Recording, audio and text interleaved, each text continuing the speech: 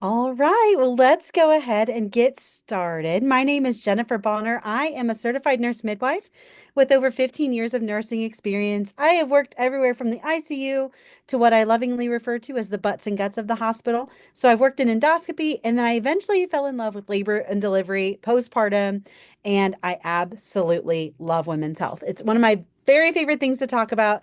And so I'm delighted that you're joining me today for all about contraceptive conversations. So basically, what we're going to go through is all of the different types and kind of the things to know, the nitty gritty of each. So before we get started, let's just go through some housekeeping things. If you have a question for me that you need me to answer, please put that in the Q&A. If you have a comment or you're answering one of my questions, please go ahead and put that in the chat. I'm happy to help along the way. So, before we get started, tell me, where are you joining me from? I am in South Dakota, where it's absolutely beautiful, but we have a storm rolling in. If you hear the thunder coming in, that's what that is. So, where are you joining me from? Georgia, Florida, Nigeria, welcome. Canada, Japan, awesome. It's gray there where you are, Malvina. Minneapolis, Philadelphia, Detroit, the Philippines. All right. Awesome, awesome. So lots of exciting places, Malaysia, Newfoundland. Awesome. So regardless of where you're joining us from, welcome. I'm so glad to have you here. So we are just going to jump right in. We're going to talk about our first um, group of options is called the natural methods. Now, natural methods are not using medications or anything like that. And so the main one that we talk about is fertility awareness method. Now, basically how this works is someone's going to track their cycle so that they can figure out where are they the most fertile, and basically they're going to try to avoid those days. Now, there's a couple different ways that someone might do this. So they're going to track their menstrual cycle length. They might check their basal body temperature. So around ovulation, that basal body temperature goes up, and then that cervical mucus. So somebody tell me in the chat, do you know what fertile cervical mucus looks like? There's a typical look to it, kind of a feel to it. Anybody know what cervical mucus looks like around our fertile period?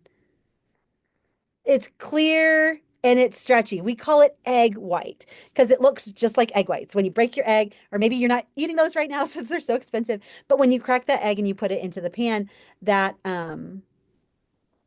egg white is what this looks like. It's stretchy, it's clear. Now, someone is saying, if I miss the webinar, how can I have the recording? So these will actually be available on our Facebook page and our YouTube channel. So you're definitely welcome to rewatch these or share with your friends if you're on TikTok or Instagram with us. Now, here's the thing about fertility awareness methods is typically it needs to be consistent. So someone that has PCOS, where maybe their periods are a little bit odd, maybe they go for 60 days one week or one month, and then they have a 30-day. This isn't very easy to do with those types of situations. The failure rate with perfect use is 1%. With typical use, it's 24%. So sometimes we forget to take that basal body temperature, or we're missing those signs of fertility. Now, the great thing about this method is that there's nothing that we're putting into our body. There's nothing extra. You don't have to go see a provider to get a prescription. There's no cost to it unless you're buying a basal body thermometer. There's no side effects, and you can do this with any cultural or religious background because we're not ingesting anything. The limitations here is that women who have irregular cycles, which there are many, this isn't very effective for those women, and it also doesn't protect against those STIs. So just like there are limitations. If you have irregular cycles, this is not for you because it's not going to be effective. If you're postpartum or breastfeeding, so we know that sometimes breastfeeding can alter those cycles. And we also know that we typically ovulate before a period begins. So if you are engaging in intercourse before your period starts and you happen to ovulate, you can get pregnant. And so a lot of women that get pregnant during that time, they don't realize that they're pregnant because they haven't had that first period yet. So that is our fertility awareness. There's also the withdrawal, or what we call the pull-out method. This is where the partner does not engage in this act in that area. So what happens is they will just not engage in that type of um, this type of action. So basically what's going to happen is they are not going to ejaculate into the vagina. And so if there is no sperm there, then the woman cannot get pregnant.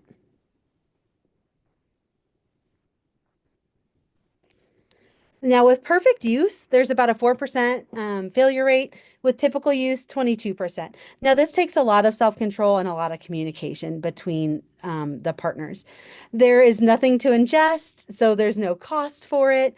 There's no prescription required, but there is some responsibility that is there for that partner.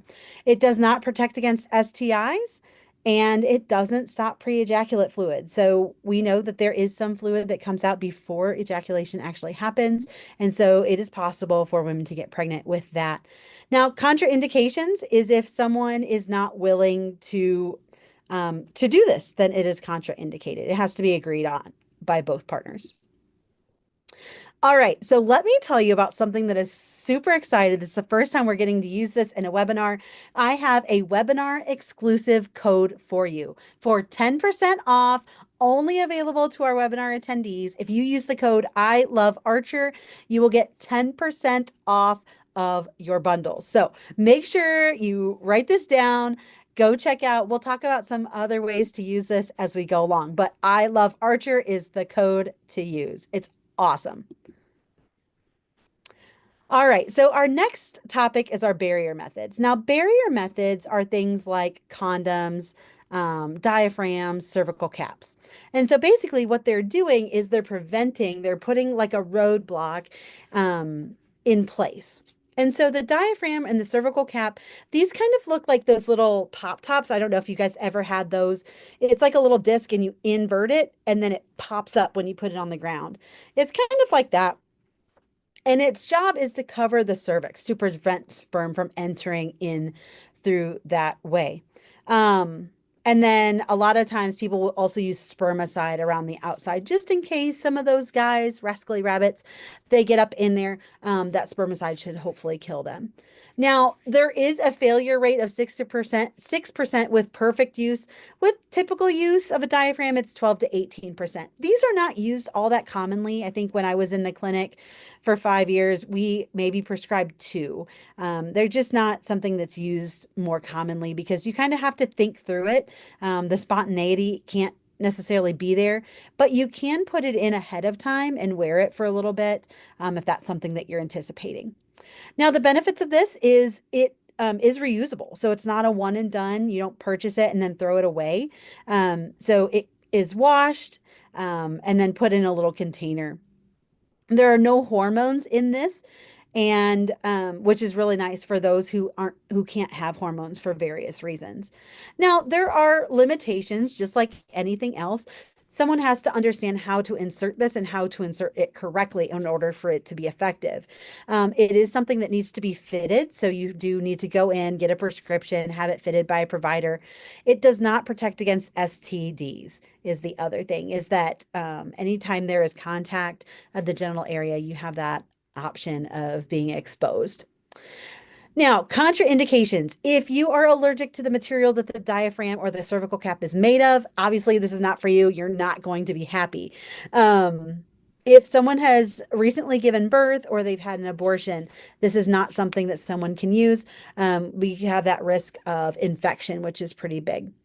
And then if you've had a history of toxic shock syndrome, that's that big one that we hear about with tampon use. That's not something that you are able to use this method with. Okay, condoms we talked a little bit about beforehand, but this is just a sheath that goes over either the penis or goes into the vagina canal before intercourse and just protecting um, those areas. So kind of puts a barrier there. Perfect use, 2%. Typical use is 13. We do hear of these breaking sometimes, so you have to make sure that they're stored correctly and that they're used appropriately. Now, the benefits of these is they're not a hormonal. It's not something that you're ingesting. They can help protect against STDs, and they're pretty easy to use. And you can get these in a lot of places for free. A lot of the times, the health departments, there's a college in town that keeps these out everywhere.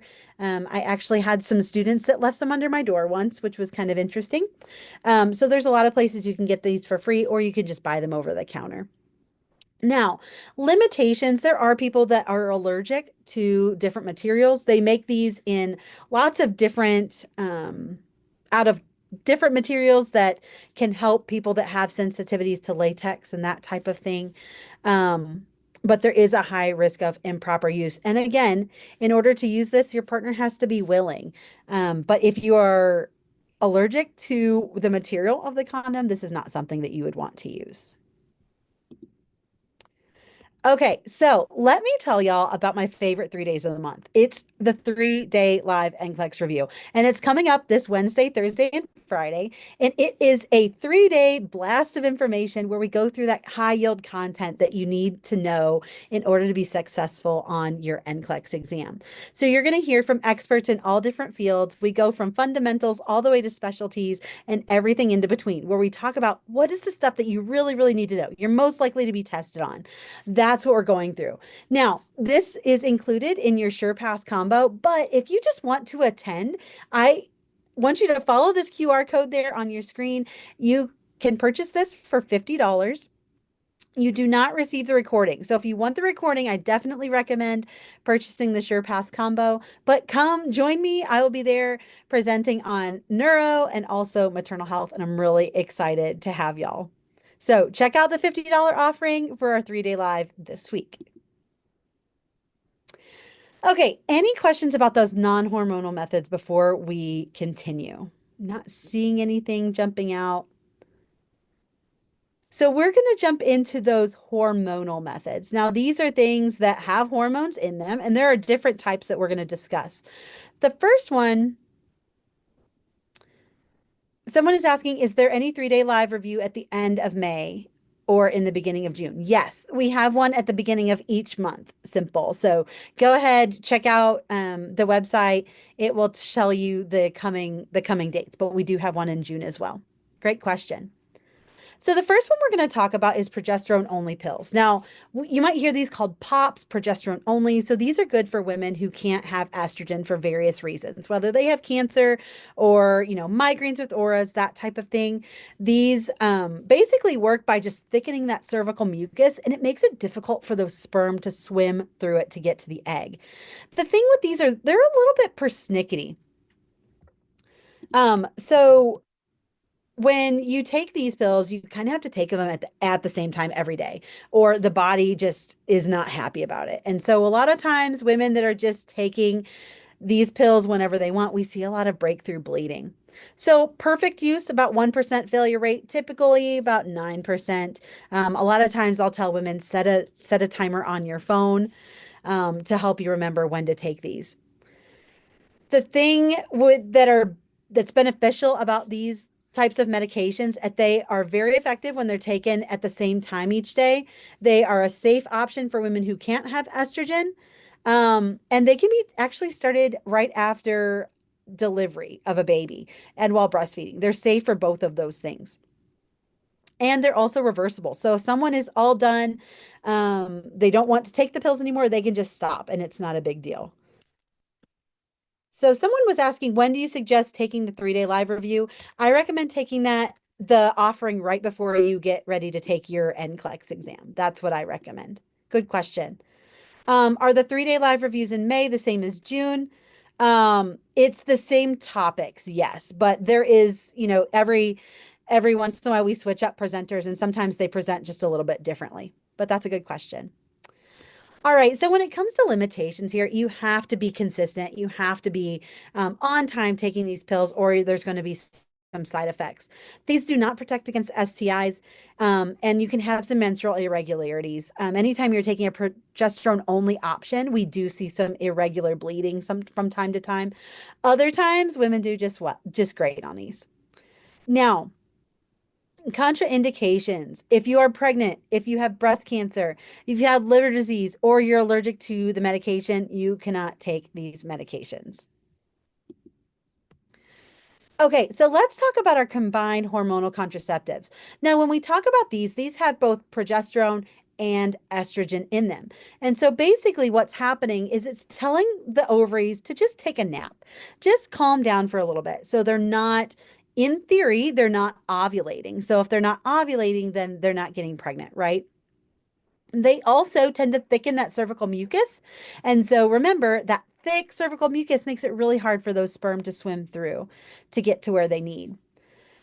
Um, Typically, we tell women to take these at the same time every day. There is a little bit of wiggle room. Um, that is really important.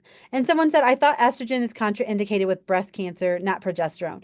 Yes. So we typically don't recommend them taking any type of hormonal contraceptive with breast cancer. Good question. Now, these are really effective when our clients use them the correct way.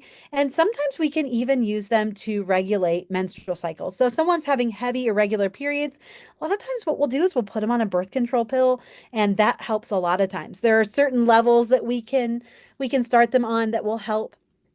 Other things that's really nice is I had a lot of women that would come in getting ready to get married, wanting to start on a birth control. And they're like, but Jennifer, I'm due to start my menstrual cycle on my wedding day or on my honeymoon. No problem. So what's really neat about a lot of these hormonal contraceptives is you can take them continuously for about 3 months. Some people do them continuously throughout the year. But basically, what happens is if you're supposed to get your period during that time, you can just continue into the next pack of pills instead of taking the placebos. And it kind of tricks your body into not having a bleed at that point. Now, big things with this is you have to take them every day. There are some side effects. Some people, get nauseous. Sometimes they have hot flashes, things like that. And they do not protect against STIs. So really the only one that's protecting against STDs is the condom, and they have to be used correctly. Now, women who are smoking, if they have migraines with auras, if they've had a blood clot before, hypertension that's not controlled, they're pregnant. These are reasons why they should not be on a birth control pill that is combined. Now, I've had women that have come in and said, Jennifer, I don't care. I want to do it.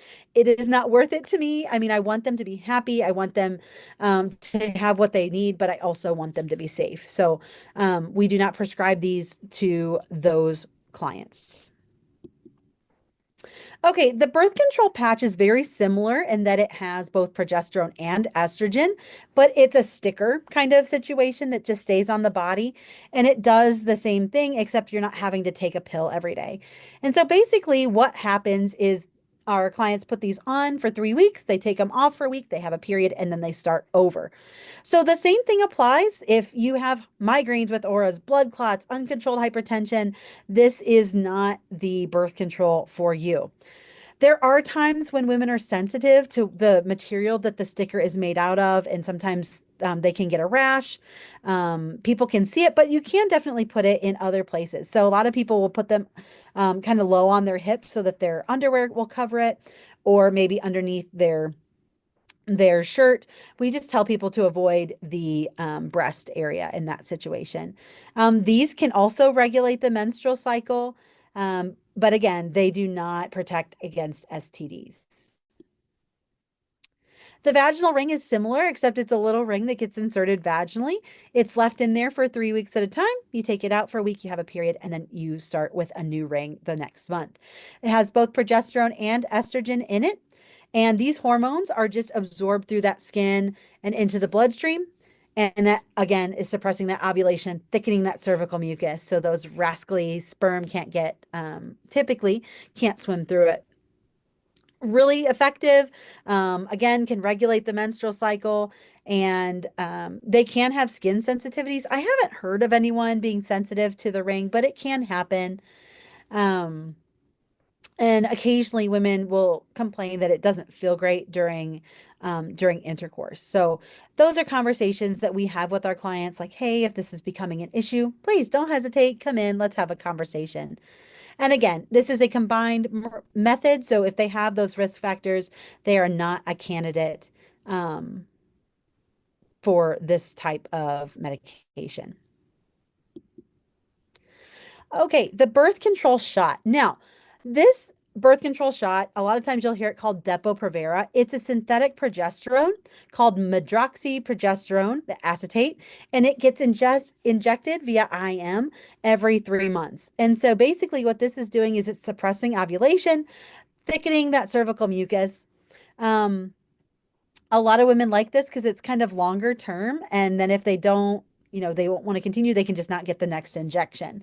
But the thing is, once they've received it, that's going to be in the body for the next 3 months. So it's pretty convenient, long acting. A lot of times, more so than not, I see irregular, unpredictable periods with this one. But there are some women that their periods just go completely away on it, and they absolutely love me for it when they end up getting those types of feedback. This one is good to use right after delivery or when breastfeeding because it's progesterone only. The thing with this is it can take a little bit. So if you're on the Depo shot and you decide, hey, I'm ready to have a baby, it can take a little bit longer in order to get pregnant. It can be, the fertility can be delayed in returning. You do have to get a prescription for it and go in to receive the injection. And a lot of women do actually gain weight on this medication. So we tell them, make sure you're exercising, make sure you're watching what you eat. And again, there are no protection from STDs with this medication. Okay, so these are one of my favorite groups of medications to talk about, and these are our LARCs, our long-term reversible contraceptives. Okay, so these are ones that can either be inserted or injected and will give a period of clearance. Now, the first one we have is the Nexplanon or the implant.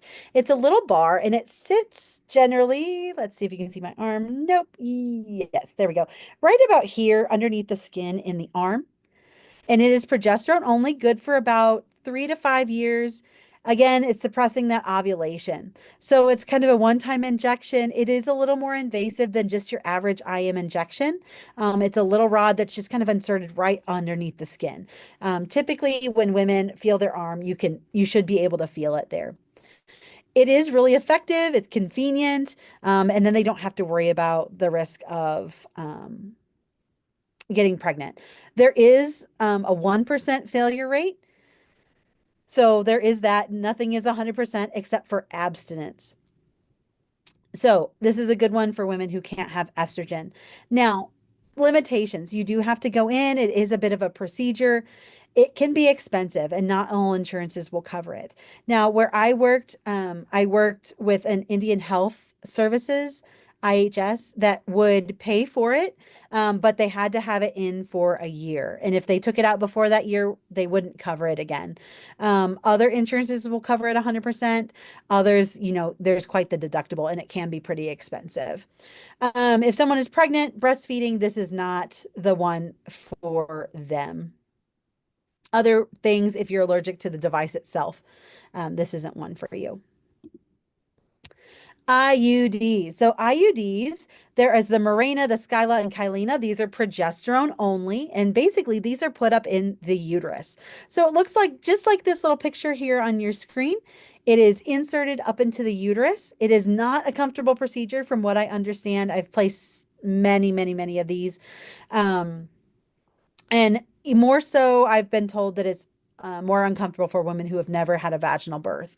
It does have a high effective rate, less than 1% failure rate with both perfect and typical use. Excuse me. Generally, women return to fertility with, pretty soon after having it removed. It is really effective, it's convenient, but it does require a procedure, does not protect against STDs, and it is leading right up to the uterus. So if there is an infection, it could go straight to the uterus to cause some further issues. If someone has a bicornate uterus or their anatomy is a little bit off, it's difficult to place this in a way that's going to be effective. Also, if you're pregnant, we don't want to be placing any type of birth control or allergies to the medication itself. Big things with these is we want to make sure that our clients are checking their strings because these can be expelled. At any point, the uterus can decide this is a foreign object, it doesn't belong here, and it needs to get out. So we always tell them, make sure your strings aren't getting longer, make sure you can feel your strings. If you're ever concerned, go ahead and come back. I have had a couple that we had to send to surgery because it perforated their uterus or it went up so far that we couldn't reach it, and we had to retrieve it via surgery. The Paragard is a non-hormonal IUD. It has copper. And so basically its job is just to irritate the uterine lining so that if conception occurs, there's nowhere for it to implant. It is highly effective, and it's actually also used as emergency contraception when placed within that period right after. So if someone has been sexually assaulted, this is one of the options that they're provided. It can be used with breastfeeding because again, there are no hormones here. Big things is we do see heavier and more painful periods with this one because it's just an irritation situation. Same contraindications if the anatomy is atypical, or there is a pelvic infection, this is not something that we want to insert because we can make all of that worse. Other permanent methods or other methods to think of are permanent methods. So this would be something like a vasectomy. So this is where there is a surgical procedure, generally a minor surgical procedure, where they cut or either block the vas deferens. And so the vas deferens is actually in the male anatomy, and that's what brings the sperm from the testicle to the urethra. And so when that area has a roadblock or it's severed, the sperm cannot get to where they need to be. And so failure rate's about less than 1%. It's really effective. It's permanent. There are times when it can be reversible, but it is a little complicated from what I understand. A lot of insurances will pay for this as well. It's typically an outpatient procedure, go into the clinic and leave. A lot of guys around March Madness, they'll start seeing advertisements for that. Like, hey, sit in your recliner with your frozen peas and watch the ball game. So it's definitely something that is really common. Contraindications. If the partner is unwilling to have this procedure, that's the big one there. But a lot of women and men, when they are sure that they're all done with having children, they will try these options. Another one is a tubal ligation. We call this getting your tubes tied. There's a lot of different ways to do this, but basically either we cut or clip or, prevent the fallopian tubes from being patent. So that egg is still released from the ovary, but it can't fully travel and conception can't occur. It is really effective. A lot of times insurances will cover it, but it is a more invasive surgical procedure, I would say, than the vasectomy. So risk of infection is also there. It's non-reversible. There are some ways where there are some options to have it reversed, is something to discuss with the primary care provider. There is no protection against STDs, and a lot of times we have lots of conversations about the permanency and is this right for that client. But ultimately, if this is what the client's wanting, we give them the information and they make an informed decision. Now, I have a couple questions. Which birth control is right for irregular periods to regulate menstruation? So there's a couple different ones. Sometimes we'll try a progesterone only pill. Sometimes that's sufficient, or even the Depo. But a lot of times we'll use that combined oral contraception to help with those. But even a Mirena, The Morenas are really good for heavy, painful periods because a lot of times periods will go completely away. Other times we see irregular, unpredictable bleeding on them as well. So it's kind of a, you know, risk and benefit. Um, Someone says, does a copper IUD need a prescription for emergency contraception? So yes, this is something that you have to go into a facility to have placed. I don't know that hospitals typically do that, but offices, OBGYNs typically do. And when is the best time to get a personal tutor? I recommend starting out with them. Some people, they get started and then they want to see, hey, how am I progressing? And so they will get a tutor at that time. So good questions. So speaking of tutors, a SurePass combo is our #1 recommended package. It has basically everything we have to offer.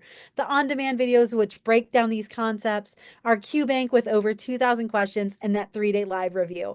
This is by far my favorite thing to recommend to students because it has everything you're going to need to prepare for NCLEX success. So if you're a registered nurse, click on, I want you to scan that code on your left. If you're a PN, scan that code on your right and go see what the hype is all about. Don't take it from me. See what our students are saying. Can we have an IUD after delivery? So yes, but it's typically 6 to 8 weeks because the risk of it being expelled is pretty high.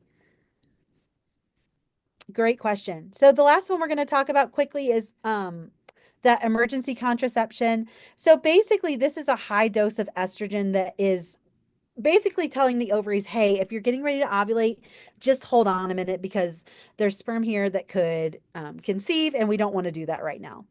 And so a lot of times we need to do this within 72 hours, within that 3 days of intercourse, but it can be effective up to 5 days after. It's fairly cheap. You can get this over the counter. A lot of times when I worked as a sexual assault nurse examiner in Louisville, and we would just have these readily available for clients that came in. These are not 100% effective. A lot of times, maybe if the ovaries have already ovulated, then there's not really a whole lot we can do at that point as far as the plan B or the one step. A lot of times there's some nausea with it because it is such a high dose of estrogen. So if someone is already pregnant or they have an allergy or sensitivity to these medications, it's contraindicated. Our last one is Ella, is allopurinol acetate. And basically what this is doing is blocking progesterone. And so progesterone is what causes ovulation. And so we want women that are taking this to take it within 5 days of that unprotected intercourse. It is more effective than those other forms of emergency contraception. And it doesn't impact that if there is an existing pregnancy. It does require a prescription, so that can deter some people. It doesn't protect against STDs, so we do encourage if someone, was sexually assaulted, get tested just to make sure there's not something else there. Again, if you're pregnant or you're allergic to these medications, you shouldn't be taking these. Okay, so we have gone through the nitty-gritty of the main forms of birth control. I hope you found this helpful, breaking down just the basics of what these look like. But remember, we are more than just NCLEX prep. We are here for you across the nursing lifespan, whether you're getting ready to go into nursing school, you're already in the thick of it, maybe you're getting ready to graduate and take your NCLEX, or maybe you're an advanced practice nurse getting ready to take your boards. We are here for you. There is a community for you here. So we are delighted that you're joining us. Please, if you have questions, if you have concerns, don't hesitate. Reach out to us at nclextutors@archerreview.com. We are so happy to help however we can. They come directly to us. We are a group of nurses for nurses, and we love what we do. So thank you guys so much for joining me, and we'll see you back next week on Monday for our next edition of the Next Gen Nurses free webinar series. Take care, guys. Hope to see you at our 3-day live this week.